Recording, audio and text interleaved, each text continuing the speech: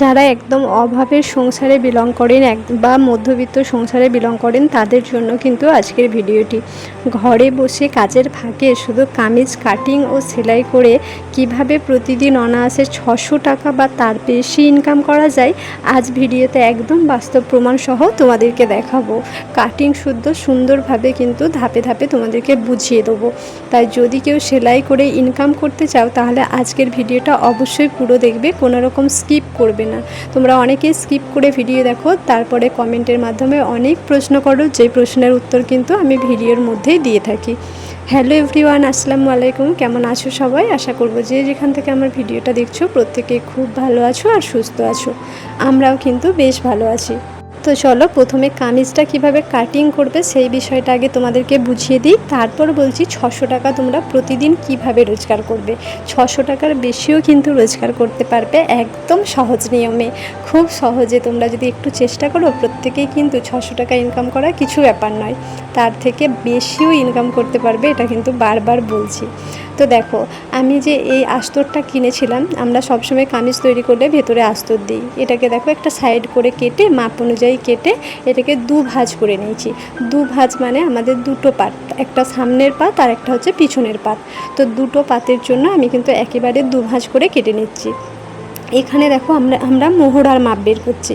মোহরার মাপটা আমরা কিভাবে বের করি, আমাদের ছাতির মাপের 1/4, তার সাথে 1.5 ইঞ্চি থেকে 1 ইঞ্চি থেকে 1.5 ইঞ্চি মতো কিন্তু আমরা বাদ দিই। তো তোমার যে মাপ থাকবে সেই মাপ অনুযায়ী তোমরা সেই মাপকে তোমরা 1/4 দিয়ে মানে 4 দিয়ে ভাগ করবে, করে যেটা বেরোবে সেই মাপে কিন্তু লম্বালম্বি আমরা দাগটা টেনেছি। তারপরে দেখো এটা ছাতির মাপ বসালাম। ছাতির মাপটাও তাই, ছাতির যা মাপ থাকবে তার 1/4 সাথে তুমি হচ্ছে 2 ইঞ্চি এক্সট্রা রাখবে কাপড়ের জন্য।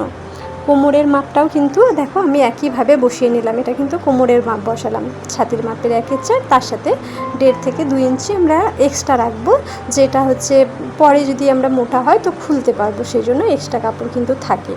দেখো এবার কিন্তু দাগগুলো মিলিয়ে দিচ্ছি, একদম কাঁধ থেকে মোহরা পর্যন্ত অর্থাৎ বগল পর্যন্ত মিলিয়ে নিলাম। এটা কিন্তু আমাদের বগলের সাইড থেকে কোমরের সাইড পর্যন্ত কিন্তু এই দুটো দাগ কাটলাম, অর্থাৎ ছাতি থেকে কোমর পর্যন্ত কিন্তু এই লম্বালম্বি দাগটা কেটে নিলাম। একটা তোমার ফিটিংস মাপ আর একটা যে মাপ আছে ওটা কিন্তু এক্সট্রা কাপড়। দেখো তোমাদেরকে আরেকবার কিন্তু দেখিয়ে দিলাম ছাতির মাপটা আর কোমরের মাপটা। এরপরে কিন্তু আমরা পাছার মাপ অর্থাৎ হিপের যে মাপটা সেই মাপে কিন্তু দাগ দিচ্ছি। হিপের মাপটা কী হবে বলো তো, আমরা ওই ছাতি থেকে কোমর পর্যন্ত লম্বায় যে মাপ কেটে টেনেছি ওই দাগটাই কিন্তু তোমার হিপের ক্ষেত্রে আসবে। আর হিপের যে চওড়াটা, এই চওড়াটা হবে ছাতির মাপের থেকে 1 ইঞ্চি বেশি।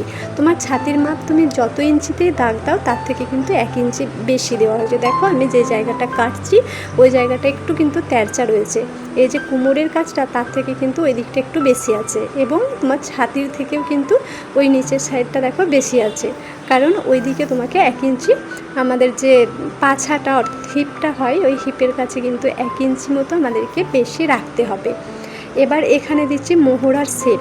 আমরা বগলটা যখন আমরা মাপি তখন কিন্তু আমরা একটা 1 ইঞ্চি দূরে দাগ দিয়ে কিন্তু একটা শেপ দিতে হয়। দেখো এই যে যেমন সুন্দর একটা রাউন্ড করে শেপ দিচ্ছি, তবে কিন্তু আমরা এখানটাতে হাতাটা বসাতে পারবো, কারণ চুড়িদারে তো আমরা হাতা বসাই, তো হাতাটা তবে বসাতে পারবো। আর উপরে দেখো কাঁধের ডাউনের জন্য কিন্তু আমি 1/2 ইঞ্চি মতো নিলাম। 1/2 ইঞ্চি কাঁধটা আমাকে ডাউন রাখতে হবে, না হলে দেখবে কেমন সমান হয়ে যাবে আর ফিটিংস হবে না। ওই জন্য আমাদের যেহেতু কাঁধের নিচের দিকটা দেখো সাইডটা কিন্তু একটু ঢালু থাকে, সেই জন্য আমাদের 1/2 ইঞ্চি কিন্তু ওখানটাতে আমাদের ডাউন করে কাটতে হয়, তবে কিন্তু ঠিকঠাক মতো কাঁধটা বসবে, নাহলে কাঁধের জায়গাটা একটু ফুলে থাকে, ঠিকভাবে বসে না।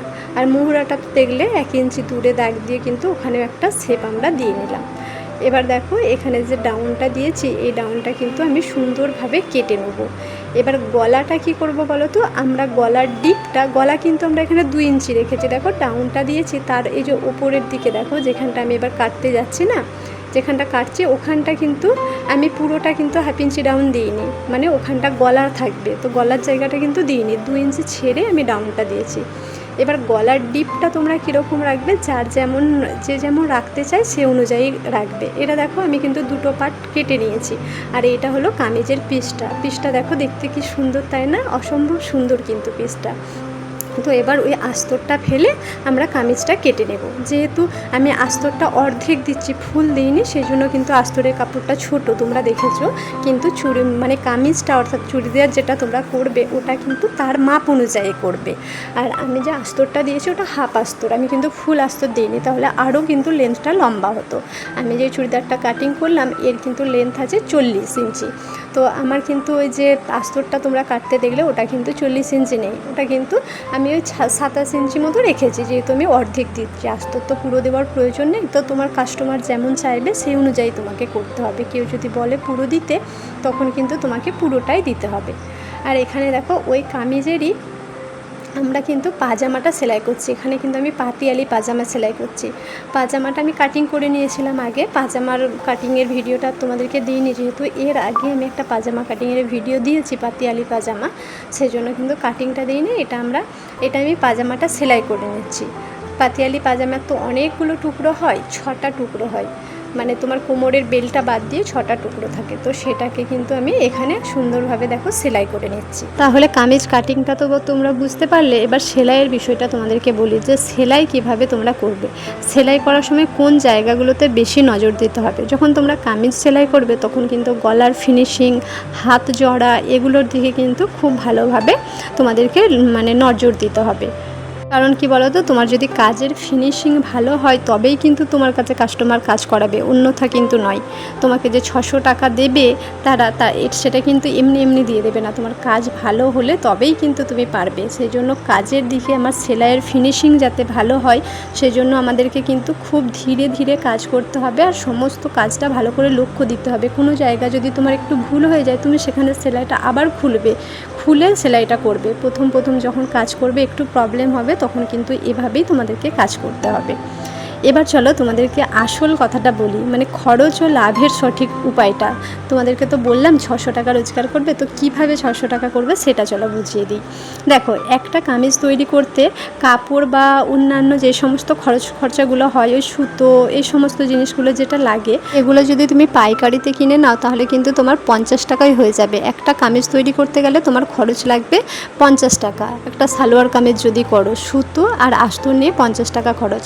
কিন্তু আমরা যখন আস্তর দেওয়া একটা কামিজ তৈরি করি তখন কিন্তু আমরা তাদের থেকে মজুরি কত নিই, 350 টাকা। যখন আমরা 350 টাকা নিচ্ছি, আমার 50 টাকা কিন্তু খরচ হচ্ছে, পুরো 300 টাকা লাভ।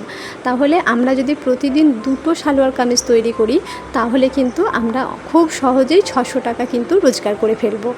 আমি যে সালোয়ার কামিজটা তৈরি করছি এর জন্য কিন্তু আমার সুতো আর আস্তরে মোট খরচ পড়েছে 60 টাকা। যেহেতু আমি লুজ কিনেছি, শুধু এইটার জন্যই কিনেছি, সেই জন্য কিন্তু আমার একটু খরচটা বেশি পড়েছে 60 টাকা। তাও দেখো আমার কিন্তু 290 টাকা লাভ থাকবে। আর তোমরা যদি পাইকারি থেকে কেনো তাহলে কিন্তু এটা 50 টাকাতে হয়ে যাবে, তাহলে পুরো কিন্তু তোমাদের 300 টাকা লাভ থাকছে। আর 2টো চুড়িদার আরামসে কিন্তু আমরা একদিনে করে ফেলবো। তাই 600 টাকা কিন্তু খুব সহজেই তোমরা রোজগার করতে পারবে। আবারও তোমরা যদি একটু কষ্ট করে পরিশ্রম করো, একটু রাত জেগে কাজ করো, যে রাত জেগে আমরা ফোন ঘাঁটি, সেই সময়টা যদি তোমরা কাজের পিছনে দাও, দেখবে তাহলে কিন্তু তোমরা 600 টাকারও বেশি রোজগার করবে প্রতিদিন। এরপরে সালোয়ার কামিজগুলো যে তোমরা তৈরি করছো এগুলো বিক্রি কোথায় করবে? প্রথমে পাড়া প্রতিবেশী, আত্মীয় স্বজন যারা আছে তাদের কাছে দেবে। তোমাদের পাশাপাশি যে সমস্ত বাজার দোকানগুলো আছে, মার্কেট আছে, সেখানে তোমরা যোগাযোগ করবে, করে সেখানে তোমরা এই জিনিসগুলো বিক্রি করতে পারো। তুমি থান কাপড়গুলো কিন্তু বড় বাজার, মঙ্গলহাট, এই সমস্ত জায়গা থেকে কিনে নিয়ে আসতে পারো। নিয়ে এসেও কিন্তু তুমি সুতির যে চুড়িদারগুলো হয় সেই সুতির চুড়িদারও তুমি বানাতে পারো। বানিয়ে কিন্তু এভাবে তুমি কাস্টমার ধরতে পারো। পাশাপাশি দোকানে যাবে, অবশ্যই নেবে। তোমার যদি কাজ ভালো হয় প্রথমে তুমি তোমার স্যাম্পেল দেখাবে, কাজ দেখাবে, দেখবে সেখানে নেবে। যদি তোমার প্রথম কেউ কাজ না নেয় তুমি কয়েক পিস দিয়ে আসবে, যদি তারা বিক্রি করতে পারে তুমি তাদেরকে একটা অ্যামাউন্ট দিয়ে দেবে। এইভাবে তুমি কথা বলবে। ব্যবসা করতে গেলে তোমাকে সেভাবে কথা বলতে হবে। তুমি একটা অ্যামাউন্ট দেবে, তারা যদি বেশি দামে বিক্রি করতে পারে সেটা কিন্তু তাদের লাভ হলো। তো প্রথম আমি বলবো একটু কম দামে দেওয়ার চেষ্টা করবে, দেখবে তাহলে তোমার কাজটা বেশি পাবে। যখনই তুমি কাজ বেশি পাবে তখন কিন্তু লাভের অংশ অটোমেটিক তোমার বেশিই হবে। তাই বলবো, যারা তোমরা এখনও ঘরে বসে নিজের পায়ে দাঁড়াতে চাইছো, নিজে কোনো কিছু করতে চাইছো বা সেলাই শিখতে চাইছো, তাদেরকে আমি বলবো তোমরা শিগগিরই সেলাই শিখে নতুনভাবে কাজ শুরু করে দাও। কারণ এই মেশিনগুলোর দাম খুব একটা বেশি নয়, তুমি 10,000 টাকায় একটা এরকম মেশিন পেয়ে যাবে। নিয়ে তুমি কাজ করলে খুব অল্প দিনে তুমি মেশিনের টাকা তুলে তো ফেলবেই, তার সাথে সাথে কিন্তু সুন্দর একটা বড় ব্যবসা তৈরি করতে পারবে। এই সেলাই থেকে কিন্তু আমি অনেক কিছু করেছি। কারণ কি বলো তো, সেলাইয়ে প্রচুর লাভ, মানে তোমার মানে ডাবলের ডাবল লাভ বলতে পারো তোমরা। কারণ যেখানে দেখো তুমি 300 টাকা লাভ করছো, সেখানে 50 টাকা খরচ। আমার তো মনে হয় না যে কোনো ব্যবসায় এত লাভ আছে বলে, অনেক গুণ বেশি লাভ। তাই প্রত্যেকটা গৃহিণীকে বলবো তোমরা কিন্তু আজকেই শুরু করে দাও এই সেলাইয়ের কাজ। আর তোমরা যদি কেউ সেলাই শিখতে চাও, আমাকে কমেন্টে জানাবে, আমি একদম সুন্দরভাবে ড্রয়িং করে কিন্তু তোমাদেরকে সেলাই শিখিয়ে দেব। আজকের ভিডিওটা কেমন লাগলো অবশ্যই কিন্তু কমেন্ট করে জানাবে।